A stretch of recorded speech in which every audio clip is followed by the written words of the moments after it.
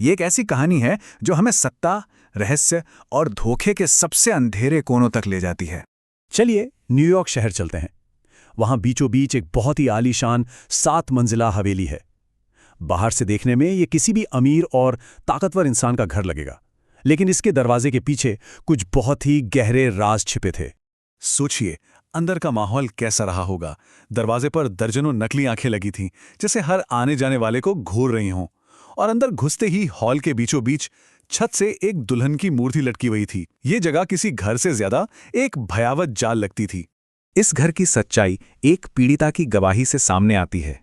उसने बताया कि कैसे हर जगह, हर कोने में कैमरे छिपे हुए थे। उसकी आंखों में वो मंजर आज भी ताज़ा है। वो बस इतना ही कह पाई, टॉयलेट, टॉयलेट, बेड, बेड। मतलब हर जगह नजर रखी जा रही थी, जो इस जगह के असली मकसद की ओर एक बहुत बड़ा इशारा है। तो सवाल ये है कि आखिर ये घर था किसका? ये घर था जेफरी एप्स्टीन का। और हाल ही में जो दस्तावेज सामने आए हैं, उन्होंने पूरी दुनिया में तहलका मचाकर रख दिया है। अमेरिका के न्याय विभाग ने हाल ही में एप्स्टीन से जुड़ी फाइलों का एक ऐसा भंडार जारी किया है जिसने दुनिया भर के बड़े बड़े और शक्तिशाली लोगों के बीच सचमुच भूचाल ला दिया है। और ये कोई छोटी मोटी लीक नहीं है। हम यहां बात कर रहे हैं 30 लाख से भी ज्यादा पन्नों की फाइलों का एक ऐसा पहाड़ जो बताता है कि यह मामला कितना ज्यादा बड़ा और गहरा है। और जानते हैं, पहली बार इन फाइलों के तार भारत के उद्योग और सरकार के सबसे ऊंचे स्तरों तक पहुंचते हुए दिख रहे हैं। जो सबूत सामने आए हैं उनमें भारतीय उद्योगपति अनिल अंबानी का एक कथित मैसेज भी है। ये मैसेज उन्होंने जेफरी एप्स्टीन को भेजा था और इसमें वो व्हाइट हाउस से जुड़े मामलों में एप्स्टीन से गाइडेंस यानी मार्गदर्शन मांग रहे थे। लेकिन ये सिलसिला यहीं नहीं रुका। इसके बाद एप्स्टीन ने उस वक्त के अमेरिकी राष्ट्रपति के मुख्य रणनीतिकार स्टीव बैनन को एक मैसेज फॉरवर्ड किया। इस मैसेज में ये दावा किया गया था कि भारत के प्रधानमंत्री 23 तारीख को मिलने के लिए किसी को भेज रहे हैं।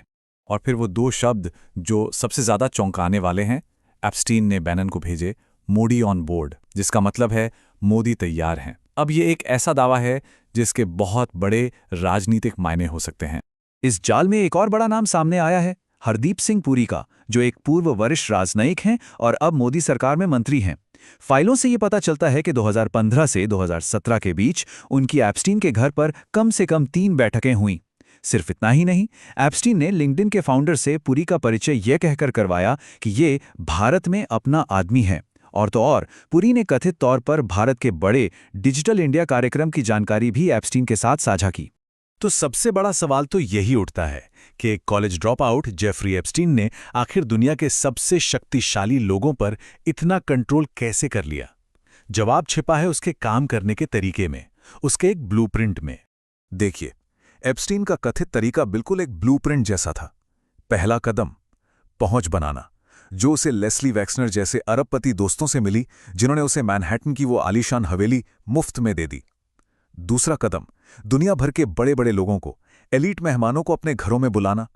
तीसरा और सबसे खतरनाक कदम, बेडरूम और बाथरूम में छिपे कैमरों से उन्हें गुप्त रूप से रिकॉर्ड करना।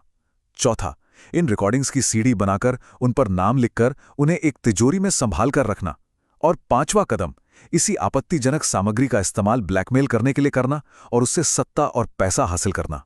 और ये जो नेटवर्क था, ये किसी एक देश या एक इंडस्ट्री तक ही सीमित नहीं था। ये एक ग्लोबल जाल था, पूरी दुनिया में फैला हुआ। इस जाल में फंसे नामों की लिस्ट वाकई हैरान करने वाली है। इसमें सत्ता के हर गलियारे से लोग शामिल हैं। ब्रिटिश शाही परिवार के प्रिंस एंड्रयू, जिन्हें आरोपों के चलते अपने शाही खिताब तक छोड़ने पड़े। टेक्नोलॉजी की दुनिया के बेताज बादशाह बिल गेट्स, जो एप्स्टीन के दोषी ठहराए जाने के बाद भी उससे कई बार मिले। एलन मस्क से लेकर अमेरिका के पूर्व राष्ट्रपति डोनाल्ड ट्रंप तक, जिनके नाम इन फाइलों में 4,500 से ज्यादा बार आते हैं। और ये लिस्ट यहीं खत्म नहीं होती। तकनीक, मनोरंजन, शिक्षा और यहां तक कि खुफिया एजेंसियों जैसे अलग अलग फील्ड्स के कई और बड़े नाम इसमें शामिल हैं। ये दिखाता है कि ये नेटवर्क कितना ज्यादा व्यापक और गहरा था। इन सभी खुलासों के बाद भी कई परेशान करने वाले सवाल हैं जिनके जवाब अभी तक नहीं मिले हैं। मतलब ये कहानी अभी खत्म नहीं हुई है। जरा इस पे गौर कीजिए। इतने बड़े खुलासों के बावजूद लगभग 42% दस्तावेज यानी करीब 25 लाख पन्ने अभी भी जनता की पहुंच से दूर हैं।